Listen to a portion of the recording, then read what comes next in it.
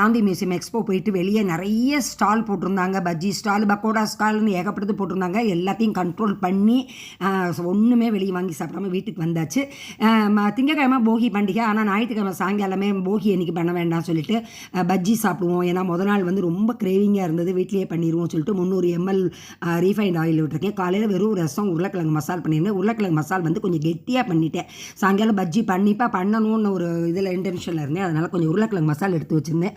அதை நல்லா உருட்டி 3 பங்கு கடலை மாவு, 1 பங்கு அரிசி மாவு, கொஞ்சம் உப்பு, காரப்பொடி, பெருங்காயப்பொடி எல்லாமே போட்டு எப்பயுமே கொஞ்சம் இன்ஸ்டண்ட்டில் பண்ணுவேன். இன்றைக்கி வந்து வீட்டில் வந்து இன்ஸ்டன்ட் மாவு இல்லை, அதனால் கடலை மாவு, அரிசி மாவு, உப்பு, பெருங்காயம், கொஞ்சோண்டு சோடாப்பு போட்டு நல்லா பிசைஞ்சு அந்த பஜ்ஜி மாவு கணக்கில் நல்லா கலக்கிட்டு உப்பு பெருங்காயம் கொஞ்சம் ஜாஸ்தியாக போட்டிருந்தேன். உருளைக்கிழங்கை வந்து நல்லா அந்த உருட்டி அதில் முக்கி போட்டு உருளைக்கிழங்கு மசால் வித் சாஸு, தேங்காய் சட்னி, வெறுமன தேங்காய், பச்சை மிளகா, கொஞ்சோண்டு உப்பு மட்டும் வச்சு அரைச்சி ஹோட்டல் கணக்கில் நல்லா இருந்தது.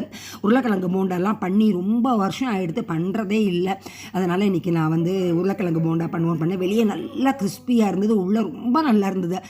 அதாவது சாயங்காலம் காலையில் சாப்பிட்டது பிரஞ்சு சாப்பிட்டது, அப்புறம் டிஃபனுக்கு அதை பஜ்ஜியவே சாயங்காலம் ஒரு 4 o'clock போட்டு நல்லா சாப்பிட்டாச்சு. அப்புறம் வாழைக்காய், உருளைக்கிழங்கு, வெங்காயம், கத்திரிக்காய் அதை வந்து குட்டி குட்டியாக கட் பண்ணி வச்சுட்டேன். கொஞ்சமாக சின்னதாக தான் பஜ்ஜி பண்ணுவோம் அப்படின்னு சொல்லிட்டு முதல்ல உருளைக்கிழங்கு போண்டா ஒரு கிட்டத்தட்ட ஒரு 15 போண்டா போல் பண்ணி எடுத்துட்டு அதை முதல்ல சாப்பிட்டுட்டே இருக்கிறப்பயே இந்த பஜ்ஜியை வந்து நல்லா அந்த காய்கறியை முக்கி போட்டு ஆஸ் யூஷுவல் நம்ம பஜ்ஜி போடுறப்பல பஜ்ஜி போட்டாச்சு. பஜ்ஜி போட்டு வகைக்கு 4 வச்சு நல்லா வந்து உருளைக்கிழங்கு 4 பஜ்ஜி, வெங்காய பஜ்ஜி, கத்திரிக்காய் பஜ்ஜி, வாழைக்காய் பஜ்ஜின்னு சொல்லிட்டு டிஃப்ரெண்ட்டாக, அதாவது கிரேவிங் அவ்வளோ இருந்தது. அதே சமயத்தில் பஜ்ஜி நான் வேறு எங்களுக்கு எல்லாத்துக்குமே பிடிக்கும். அதனால் நான் வந்து நல்லா சாஸ் தொட்டு டிஃப்ரெண்ட்டாக பார்ப்போமேன்னு சொல்லிட்டு அதுவும் சாப்பிட்டோம். ரொம்பவே வந்து கிறிஸ்பியாக இருந்தது, வெளியே உள்ள நல்லா வெந்திருந்தது. எண்ணெயும் ரொம்ப நினச்ச அளவுக்கு பிடிக்கல.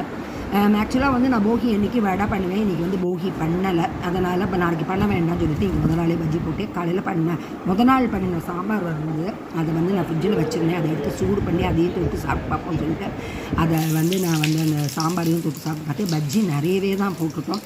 பயமாக இருந்தது, நைட்டு எப்படி என்ன பண்ண போகிறோம்னு சொல்லிட்டு அதோட ஸ்ட்ராங்காக ஒரு டிகாஷன் காஃபி வேறு, அதை சாப்பிட்டுட்டு அப்படி திணறாப்பில் இருந்தது. ரொம்ப ஐயோ என்ன பண்ண போகிறோம் நைட்டு அப்படிங்கிறாப்பில் பயந்துக்கிட்டே இருந்தேன். அப்புறம் நல்லா வந்து வாக்கிங் 1 hour போயிட்டு வந்து நல்லா வந்து சுக்கு கஷாயம், நல்லா ஓமம், சுக்கு, பெருங்காயம் எல்லாம் போட்டு ஒரு கஷாயம் குடிச்சிட்டு அப்புறம் நைட்டு படுக்கிறப்ப கொஞ்சம் மோரில் வந்து பெருங்காயத்தை போட்டு நல்லா கலந்து அதையும் குடிச்சிட்டேன். கரெக்டாக வாக்கிங் போயிட்டு இன்றைக்கி நான் டின்னரை ஸ்கிப் பண்ணிட்டேன். போயிட்டு வந்தால் அக்காரவடிசல் பிரசாதம் சொல்லிட்டு கோவில்லேருந்து சாயங்காலம் நைட்டு கொடுத்து விட்டுருந்தாங்க.